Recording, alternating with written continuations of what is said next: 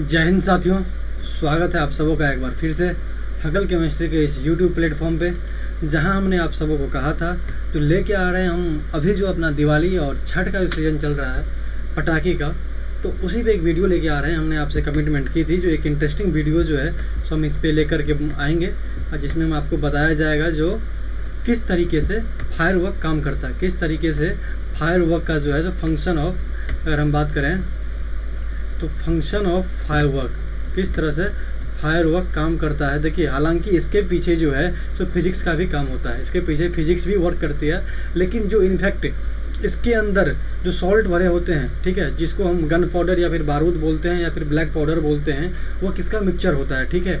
उसको बनाने के लिए क्या क्या अपने को चाहिए होता है, आइए फायर क्रैकर के बनाने के पीछे की कहानी को, जो केमिस्ट्री उसके पीछे इन्वॉल्व होती है, उसको हम लोग समझते हैं। तो सबसे पहले अपने को फायर क्रैकर को समझने से पहले समझना पड़ेगा गन पाउडर क्या होता है, जिसको आप लोग हिंदी में बारूद भी बोलते हैं। क्या बोलते हैं? जिसको आप लोग बारूद नाम से भी समझते हैं, ठीक है। ये क्या होता है? गन पाउडर एक एक्सप्लोसिव मिक्सचर होता है। किसका मिक्सचर होता है? ऑक्सीडाइजर का, और साथ में फ्यूल होता है। ऑक्सीडाइजर समझते हैं, एजेंट ऑफ ऑक्सीजन। ऑक्सीडाइजर क्या होता है? Agent of oxygen. एक बार बताइए, जब बम बना होता है, मान लीजिए ये बम है, ठीक है, इसके साथ ये फ्यूज निकला हुआ है जिसमें आप आग लगाते हैं, ठीक है। जिस टर्मिनल में आप जो है सो मान लीजिए ये अपने पास बम है और इसके साथ एक फ्यूज जुड़ा हुआ है ये, ठीक है, इसमें आप आग लगाते हैं, ठीक है। तो इसके अंदर जो है सो एक बार बताइए, क्योंकि बर्निंग के लिए क्या चाहिए होता है? ऑक्सीजन का प्रेजेंस चाहिए होता है। तो इस पटाखे के अंदर ऑक्सीजन तो आएगा नहीं अपने आप, इसका मतलब है अपने को सोर्स ऑफ ऑक्सीजन लेना पड़ेगा, ठीक है। उसी सोर्स ऑफ ऑक्सीजन को क्या बोलते हैं? उसी सोर्स ऑफ ऑक्सीजन को क्या बोलते हैं? ऑक्सीडाइजर बोलते हैं, जिसमें आप वो हर सोर्स ले सकते हैं, हर सोर्स ऑफ ऑक्सीजन ले सकते हैं, जैसे KClO3 हो गया, KNO3 हो गया, स्ट्रोंशियम का नाइट्रेट हो गया, ATC वगैरह, ये सब आप ले सकते हैं, ठीक है। इसमें कोई दिक्कत नहीं होनी चाहिए। देखिए, गन पाउडर जो होता है एक्सप्लोसिव मिक्सचर ऑफ किसका होता है? ऑक्सीडाइजर का होता है। तो ऑक्सीडाइजर समझ लीजिए, ऑक्सीडाइजर क्या होता है? एजेंट ऑफ ऑक्सीजन होता है, जो क्या करता है? सप्लाई करता है। एजेंट ऑफ यहाँ लिखा हुआ है, एजेंट ऑफ ऑक्सीजन, जो क्या करता है? ऑक्सीजन को सप्लाई करता है, ठीक है। और साथ में किसका जरूरत पड़ता है? साथ में जरूरत पड़ता है बच्चों, साथ में जरूरत पड़ता है फ्यूल का। फ्यूल क्या होता है? फ्यूल क्या होता है आप सब जानते हैं। फ्यूल जो है सो आप सब जानते हैं, आप क्लास 8-9 से पढ़ रहे हैं जो फ्यूल क्या होता है, ठीक है। फ्यूल के बारे में आप सभी जानते हैं। फ्यूल क्या होता है? आप क्लास 8 में एक चैप्टर पढ़ेंगे, कंबसन, ठीक है। कंबसन के अंदर आप पढ़े होंगे जो फ्यूल क्या होता है, ठीक है। तो एजेंट ऑफ ऑक्सीजन समझ लीजिए, जिसको ऑक्सीडाइजर बोलते हैं, और फ्यूल की आवश्यकता पड़ती है, फ्यूल की आवश्यकता पड़ती है। तो आइए समझते हैं फ्यूल क्या ले सकते हैं आप। फ्यूल में जो आप ले सकते हैं, क्या ले सकते हैं? सल्फर ले सकते हैं, सल्फर के साथ चारकोल ले सकते हैं, या अल्मुनियम पाउडर ले सकते हैं, या फिर मैग्नीशियम पाउडर ले सकते हैं। याद रखिएगा, सल्फर का जो काम होता है, सल्फर का जो काम होता है, मैं जरा पेन ले लेता हूँ।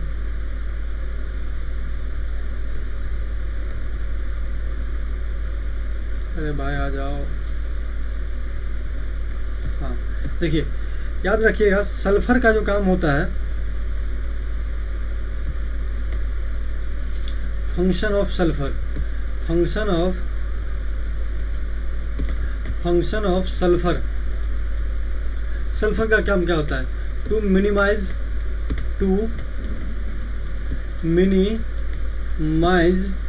The ignition temperature.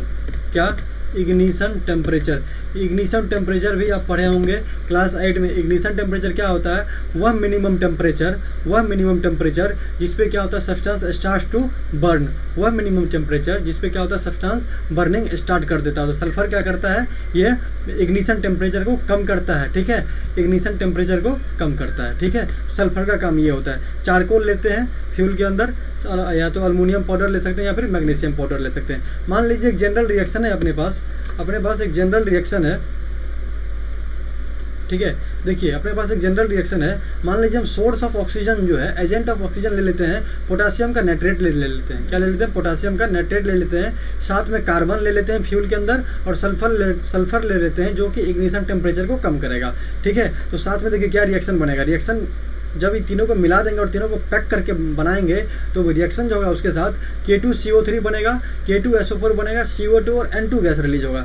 यही गैस जो रिलीज होता है यही सब क्या होता है, हार्मफुल फॉर नेचर होता है, harmful for nature and human beings होता है। ठीक है, देखिए ये K2CO3 का जो कलर होता है व्हाइट होता है और K2SO4 पोटासियम सल्फेट का कलर जो होता है कलरलेस आप कह सकते हैं। ठीक है, इसी कारण से अगर ये हम पोटासियम का नाइट्रेट लेते हैं तो हमको किस कलर का देखने को मिलता है, व्हाइट कलर का जो है सो अपने पास कलर निकल के आता है। ठीक है, अब आप सोच रहे होंगे सर पटाखे के अंदर तो बहुत सारे कलर निकलते हैं। ठीक है, तो वो कौन कौन सा ऐसे एजेंट हैं या फिर कौन से मेटल हैं या फिर नॉन मेटल हैं जिसको यूज करने से जो है सो डिफरेंट कलर बनते हैं। ठीक है, देखिए हाँ, इससे पहले समझ लीजिए टाइप ऑफ फायर क्रैकर्स। देखिए एक तो होता है बम जो बहुत भयानक आवाज़ करता है। ठीक है, एक होता है स्पार्कलर। स्पार्कलर आप जानते हैं जिसको हर स्टेट में अलग अलग भाषा में बोला जाता है, जैसे छुड़छुड़ी बोला जाता है, जो स्पार्क करते हैं। ठीक है, स्पार्क करते हैं, टीनी पार्टिकल्स जो हैं सो लाइट के उससे बाहर निकलते हैं डिफरेंट कलर में। एक होते हैं एरियल बम।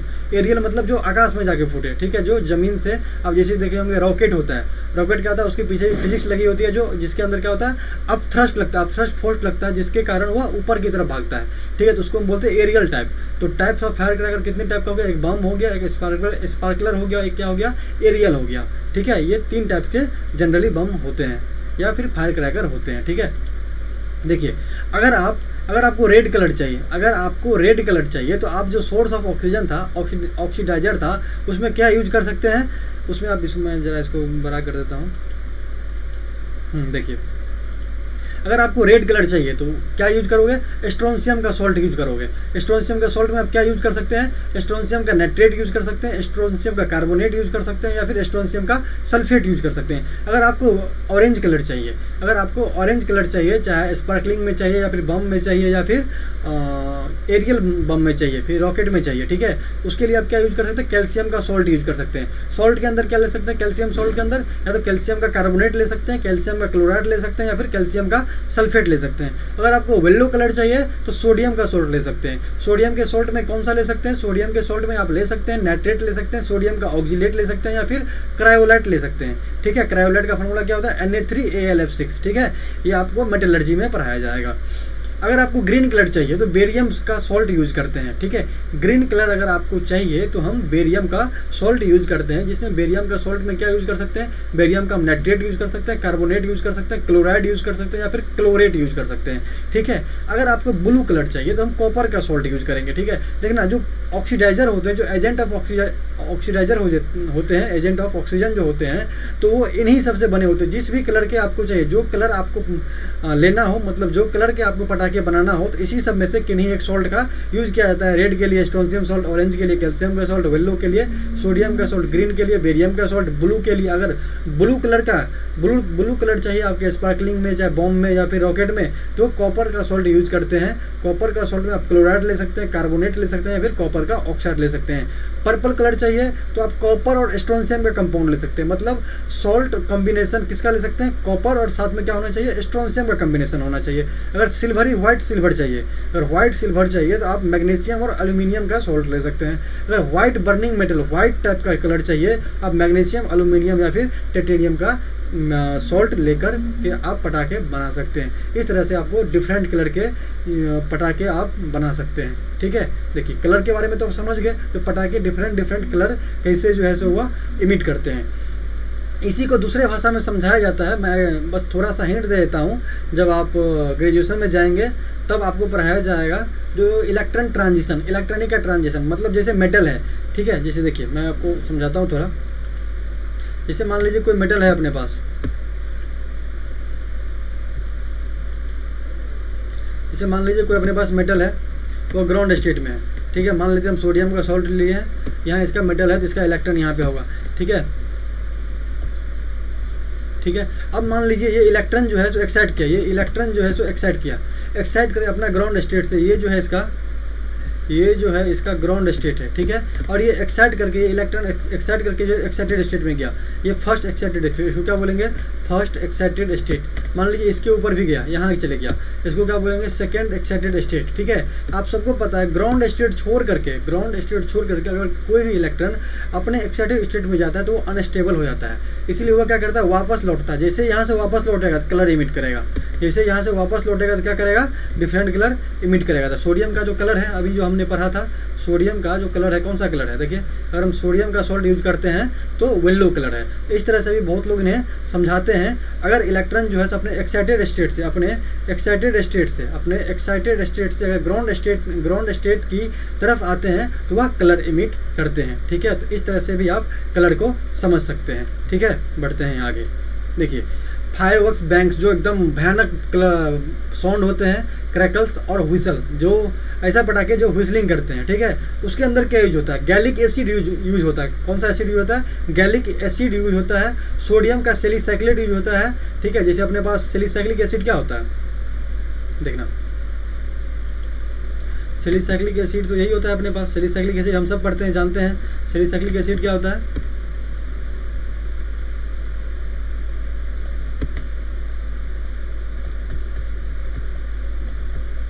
ठीक है, और ये OH है। ठीक है, यही कि AH जो है सो एसिडिक हाइड्रोजन है, इस H से ज़्यादा एसिडिक हाइड्रोजन। ठीक है, क्योंकि यहाँ जो माइनस चार्ज बनेगा वो डीलिक्विलाइज हो जाएगा, तो इसीलिए क्या है ये ज़्यादा एसिडिक स्ट्रेंथ है इस हाइड्रोजन का। क्या करता है, सोडियम इसको रिप्लेस कर देता है। ठीक है, ये क्या बन जाएगा, सोडियम का सेलिसाइक्लेट बन जाएगा, O- Na+ और ये OH बन जाएगा। ठीक है, तो यही बना हुआ है यहाँ पे, देखिएगा, देखिए यही बना हुआ है। सबसे पहले क्या था, सेलिसाइक्लिक एसिड था, और उसमें क्या किया, यहाँ जो एसिडिक हाइड्रोजन था उसको मेटल के द्वारा, सोडियम मेटल के द्वारा रिप्लेस कर दिया गया। इसी को क्या बोलते हैं, सोडियम सेलिसाइक्लेट। ठीक है, उसके बाद हम यूज कर सकते हैं पोटासियम बेंजोएट का। ठीक है, यही सेम लेना है, क्या बेंजोइक एसिड लेना है। बेंजोइक एसिड हम सब जानते हैं, बेंजोइक एसिड क्या होता है, देखना बेंजोइक एसिड क्या होता है अपने पास, यही अपने पास क्या होता है, बेंजोइक एसिड होता है। ठीक है, इसी में क्या करेंगे, ये हाइड्रोजन भी एसिडिक है। ठीक है, इस हाइड्रोजन को क्या करेंगे, पोटासियम मेटल के साथ क्या करेंगे, इसको रिप्लेस कर देंगे, O-K+। ठीक है, ये रिप्लेस हो गया, ये क्या बन गया, पोटासियम बेंजोएट का बन गया, मतलब पोटासियम का ये सॉल्ट बन गया, वही लिया हुआ है, पोटासियम बेंजोएट लिया गया है। ठीक है, देखिए उसके बाद आप पिक्रिक एसिड ले सकते हैं। पिक्रिक एसिड को हम लोग जो है सो जब रिएजेंट पढ़ाते हैं तो वहाँ भी हम पढ़ाते हैं पिक्रिक एसिड का फॉर्मेशन कैसे होता है। देखिए पिक्रिक एसिड का जो फॉर्मेशन होता है बाबू, देखो सबसे पहले क्या होता है, बेंजीन रिंग। ठीक, अगर हम यहाँ OH जोड़ देंगे तो ये क्या बन गया, फिनोल। क्या बन गया ये, अगर हम यहाँ OH जोड़ देंगे तो फिनोल हो गया। इसके ऊपर क्या करते हैं हम नाइट्रेशन करवा देते हैं। नाइट्रेशन जो करवाते हैं concentrated HNO3 plus concentrated H2SO4 के प्रेजेंस में हम क्या करते हैं, नाइट्रेशन करवा देते हैं। नाइट्रेशन कराने के बाद जो प्रोडक्ट बनता है, नाइट्रेशन कराने के बाद जो प्रोडक्ट बनता है वही अपने पास क्या बनता है, पिक्रिक एसिड बनता है। नाइट्रेशन कराने के बाद अपने पास जो प्रोडक्ट बनता है क्या बनता है, पिक्रिक एसिड बनता है। देखना यहाँ OH तो पहले से था ही, मान लीजिए यहीं OH है। ठीक है, तो NO2 यहाँ लगा दीजिए, NO2 यहाँ लगा दीजिए, दोनों ऑर्थो पोजीशन पे लग जाएगा और पैरा पोजीशन पे, और एक यहाँ पे लगा दीजिए। ठीक है, यहाँ पर NO2 लगा दीजिए। ये क्या हो गया अपना, ये क्या हो गया अपना, पिक्रिक एसिड बन गया। ये क्या हो गया, पिक्रिक एसिड बन गया। ठीक है, इसको भी आप यूज कर सकते हैं। ठीक है, कोई दिक्कत इसमें नहीं आनी चाहिए। ये आपको इससे मतलब नहीं है ये कैसे बन रहा नहीं बन रहा, बस आप इंटरेस्ट के लिए समझिए जो फायर क्रैकर्स बनते कैसे हैं। ठीक है, देखिए तो जो भी व्हिसल टाइप, जो भी जिसमें सीटी निकलता है, आवाज़ निकलते हैं सीटी की तरह, तो उसमें क्या यूज़ किया जाता है, गैलिक एसिड यूज़ किया जाता है, या फिर सोडियम का सेलिसाइक्लेट यूज़ किया जाता है, या फिर पोटासियम बेंजोएट यूज़ किया जाता है, या फिर पिक्रिक एसिड यूज़ किया जाता है। ठीक है, आगे बढ़ते हैं।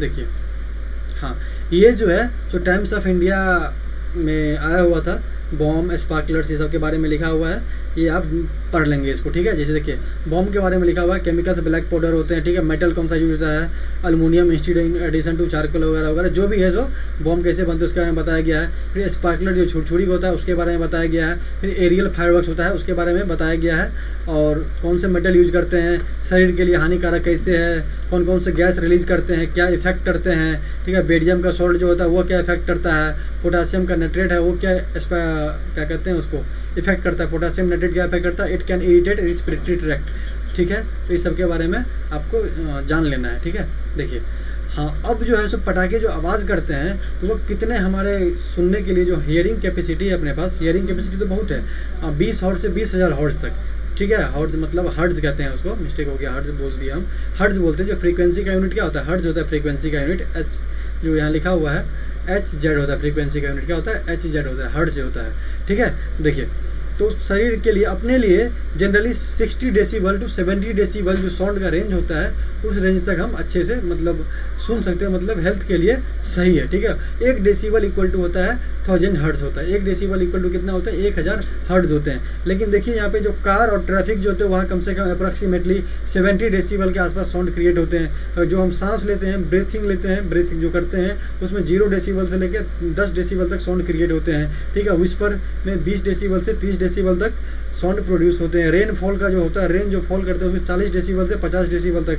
कार ट्रैफिक 60 से 70, ठीक है। हेयर ड्रायर 90 डेसीबल तक, ठीक है। जेट इंजन 130 डेसीबल तक। 140 डेसीबल कौन पहुंच जाता है, फायरवर्क्स। देखिए यहाँ लिखा हुआ है फायरवर्क्स कितना पहुंच जाता है, 140 डेसीबल के आसपास जो है सो ये क्रॉस कर जाता है अप्रॉक्सीमेटली, ठीक है। ये बहुत ही हैजार्डस है हेल्थ के लिए, ठीक है।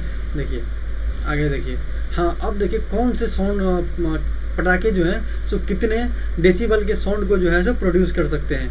देखिए ये जितने टाइप के पटाखे हैं इसी के अंदर सारे पटाखे आ जाते हैं, ठीक है।